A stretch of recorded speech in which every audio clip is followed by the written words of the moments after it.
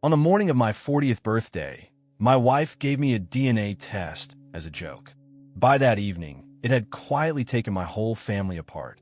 I need to tell you who I was before that day, because that's the part the whole story turns on. I was the boring one. I mean that almost with pride, the way you describe a clean record. I was the man nothing ever happened to. I teach history at the same high school I graduated from, in the same small town I was born in.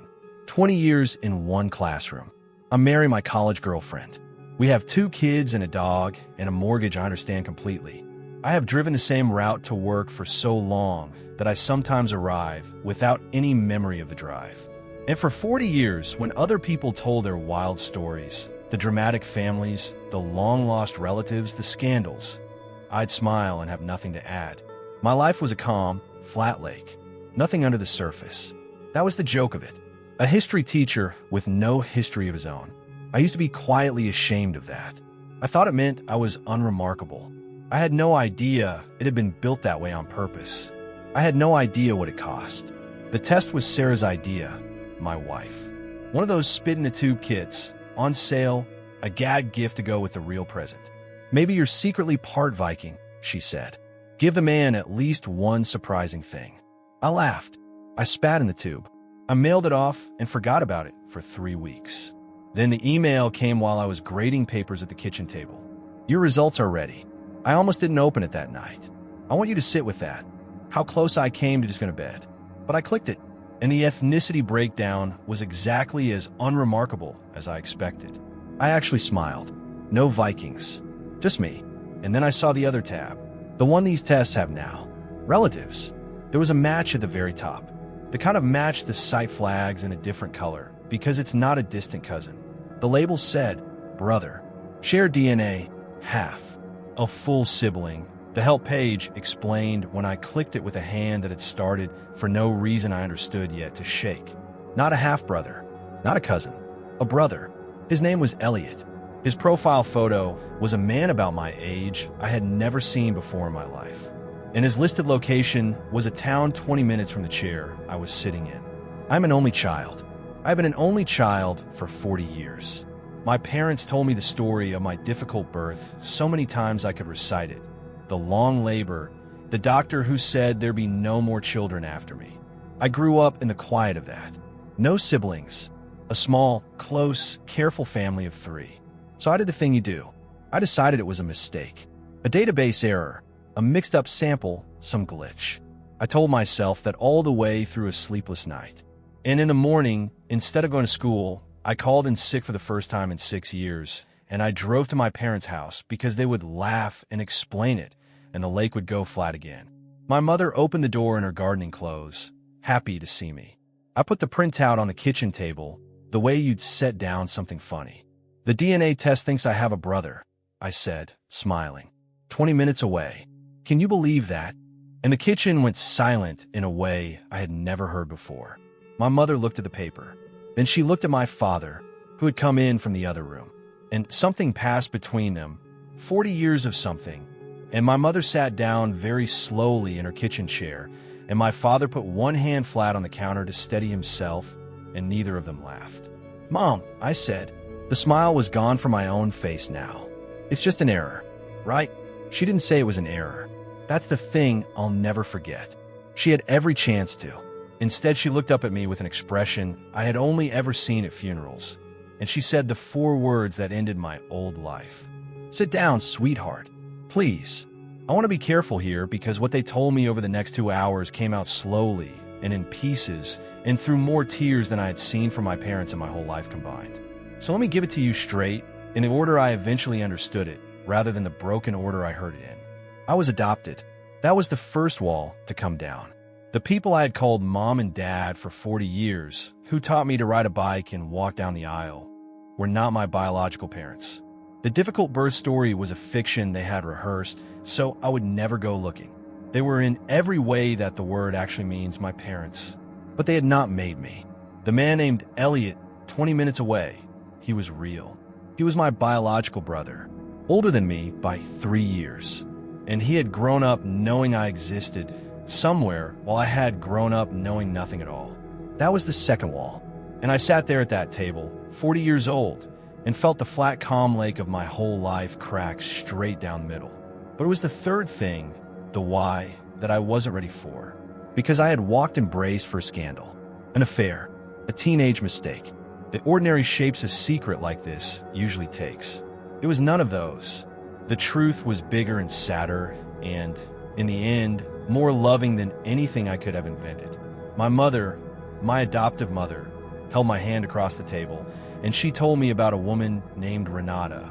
Renata was her younger sister.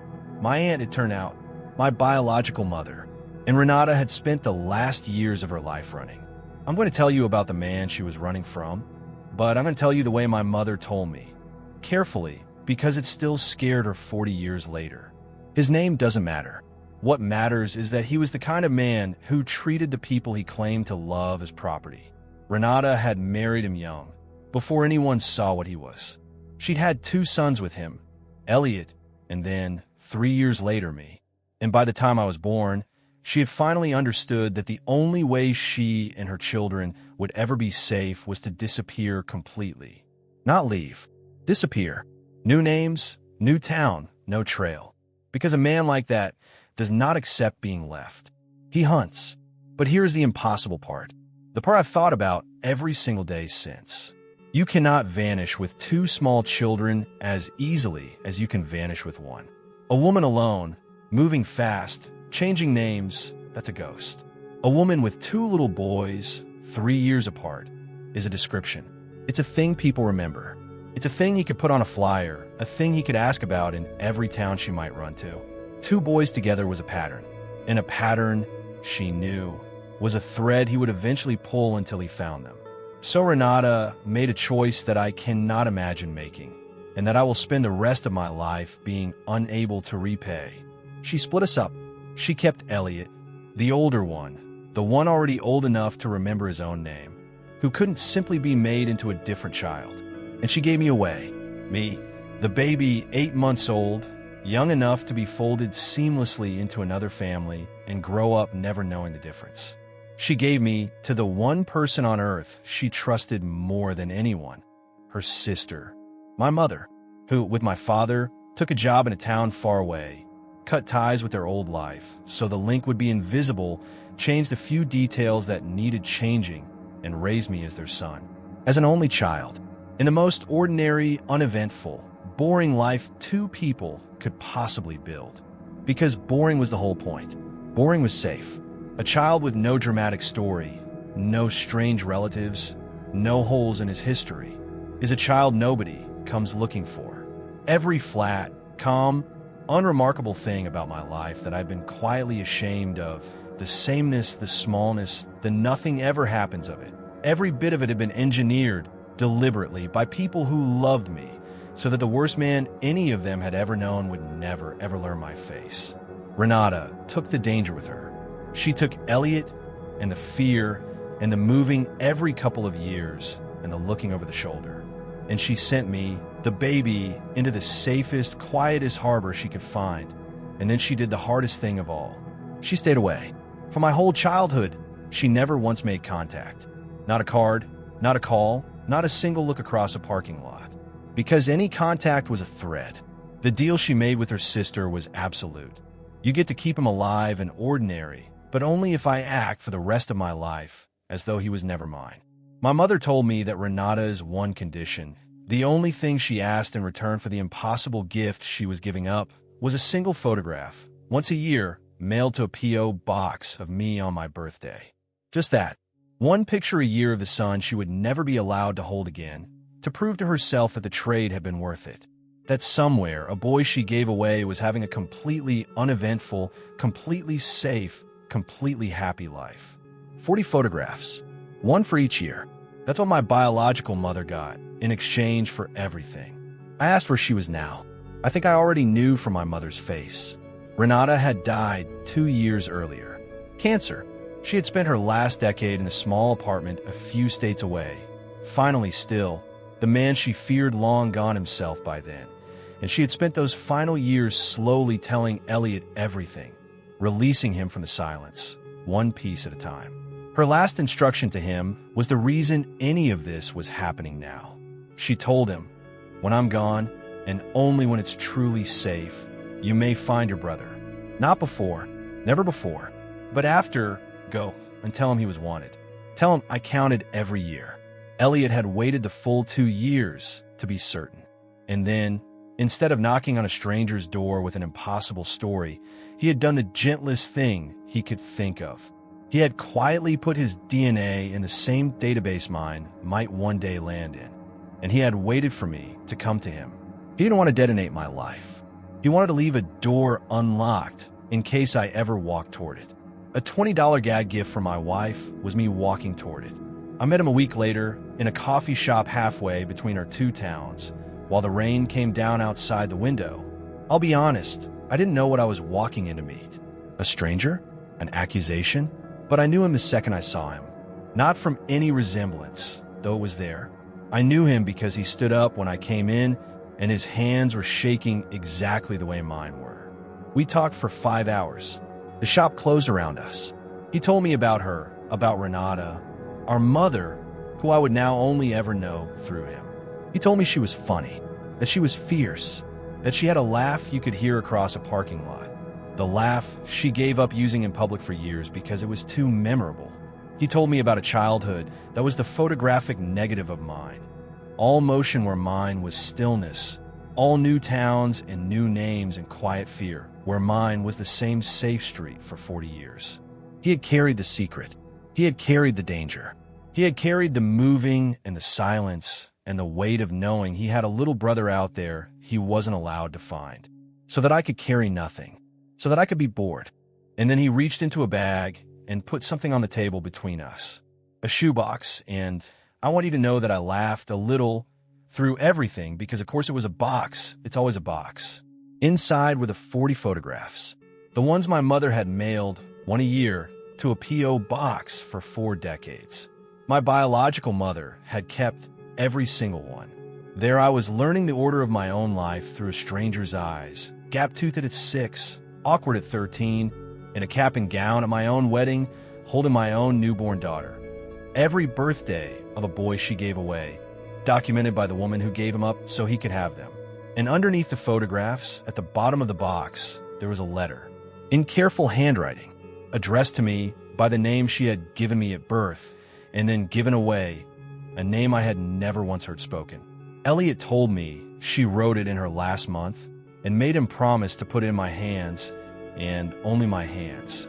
I'm not going to read you all of it. Some of it belongs only to me. But I'll tell you how it ended, because it's the thing I carry now, the way Elliot carried his secret and my mother carried hers. She wrote, "I know that by the time you read this, you will have learned that your whole quiet life was a thing I built, and I am afraid you will think it means I didn't want you. So I need you to understand the truth of it. I did not give you away because I didn't want you. I gave you away because wanting you was the most dangerous thing in the world, and I loved you more than I loved my own arms around you. I chose for you a life where nothing would ever happen. No fear, no running, no looking back. I know that kind of life can feel small from the inside. I need you to know it was the largest thing I have ever done. Every boring morning you ever had was a gift I bought you with the only currency I had. Be bored, my son. Be safe and be bored and be happy." That was the whole prayer. Your mother, who counted every single year. I sat in that empty house, and I finally understood the joke I had been telling about myself my entire life. I was the boring one, the man nothing ever happened to, and I had said it like a small apology for 40 years. I will never say it that way again, because nothing ever happened to me on purpose. Nothing ever happened to me because a woman I cannot remember looked at 2 sons and a hunter on the horizon and made an impossible math and chose to send the baby into the stillest, safest, most uneventful harbor she could find, and then chose to stand outside it for the rest of her life, in the storm, watching through a window she was never allowed to open, just to make sure the water inside stayed flat.